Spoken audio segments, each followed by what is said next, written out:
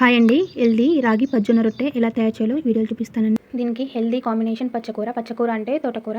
First అయితే మనం తోటకూరను శుభ్రంగా చూసుకొని కడుక్కొని కట్ చేసి పెట్టుకోవాలి. కట్ చేసి పెట్టుకున్న తోటకూరను ఒక గిన్నెలోకి వేసుకోవాలి.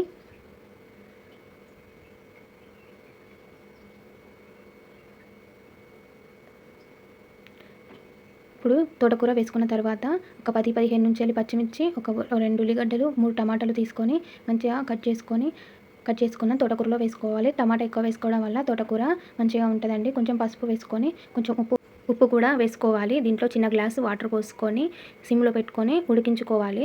తోటకూరలో ఉన్న ఈ వాటరు సరిపోతాయండి. సిమ్లో పెట్టుకొని ఉడికించుకోవాలి. మధ్యలో తోటకూర ఉడికిందో లేదో చూసుకుంటూ ఉండాలండి.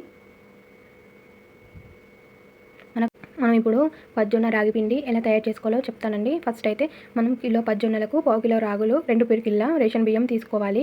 మీరు బాగా హెల్తీగా తినేవాళ్ళైతే రేషన్ బియ్యం స్కిప్ చేయవచ్చు. ఈ పజ్జొన్న రాగి షుగర్ పేషెంట్లకు వెయిట్ లాస్ అయ్యే వారికి చాలా యూస్ఫుల్గా ఉంటుంది. తప్పకుండా ట్రై చేయండి. ఇప్పుడు మనకు తోటకూర ఆల్మోస్ట్ ఉడికిందండి. కొంచెం వాటర్ లాగా ఉన్నాయి. ఆ వాటర్ ఇంకే వరకు కొద్దిసేపు పొయ్యి మీద ఒక 10 మినిట్స్ పెట్టిన తర్వాత దీన్ని మిగిలిన ప్రాసెస్ చూపిస్తాను.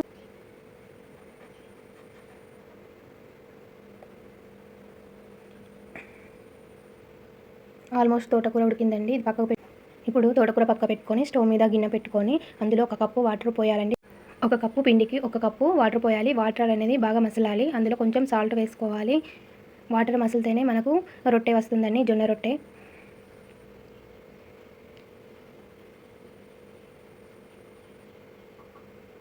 ఇప్పుడు వాటర్ మసులుతున్నాయండి. ఇందులో మనం జొన్న పిండిని, రాగి పిండిని వేసుకోవాలి.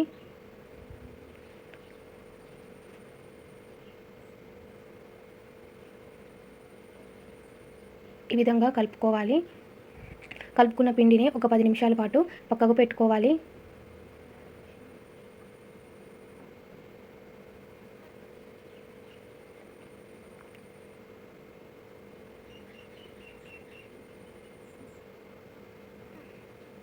పది నిమిషాల తర్వాత ఒక ప్లేట్ తీసుకొని అందులో పిండిని వేసుకొని వాటర్ తడుపుకుంటూ కలుపుకోవాలి. వేడి మీద మాత్రమే కలుపుకోవాలి. చల్లారిన తర్వాత రొట్టెలు అనేవి రావండి.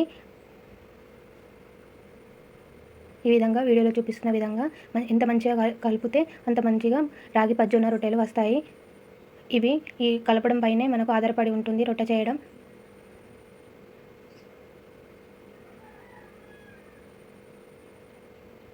ఇప్పుడు మనము పిండి కలుపుకున్నామండి. ఇప్పుడు వీటిని ముద్దలాగా చేసుకోవాలి.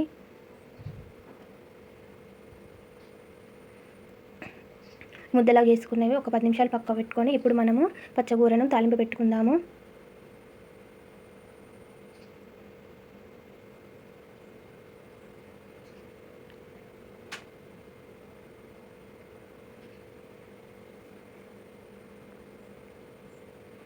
స్టవ్ మీద గిన్నె పెట్టుకొని అందులో ఆయిల్ వేసి పోపు దినుసులు వేసుకోవాలి.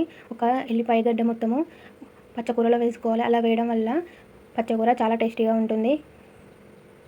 ఒక ఎండుమిర్చి, ఎల్లిపాయలు, కళ్యామాకు, పసుపు వేసి మనం ఉడకబెట్టుకున్న తోటకూర మొత్తము అందులో వేసుకోవాలి. వేసుకొని సిమ్లో ఒక 5 మినిట్స్ ఉడికిస్తే మనకు తోటకూర రెడీ అవుతుంది.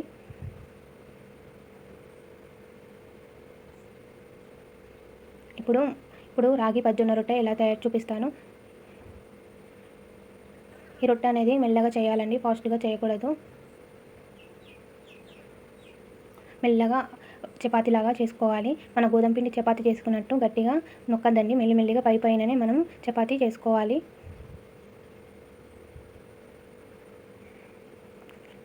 ఇప్పుడు చేసుకున్న చపాతీని పెనం మీద వేసుకొని ఒక 30 సెకండ్లు ఆగి దానిపైన వాటర్ వేసుకొని ఇలా రుద్దాలి.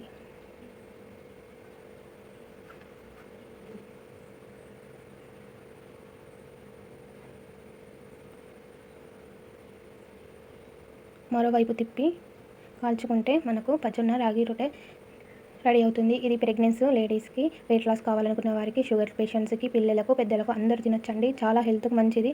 తప్పకుండా ట్రై చేసి నాకైతే మీకు ఎలా వచ్చిందో కామెంట్ చేయడం అయితే మర్చిపోకండి.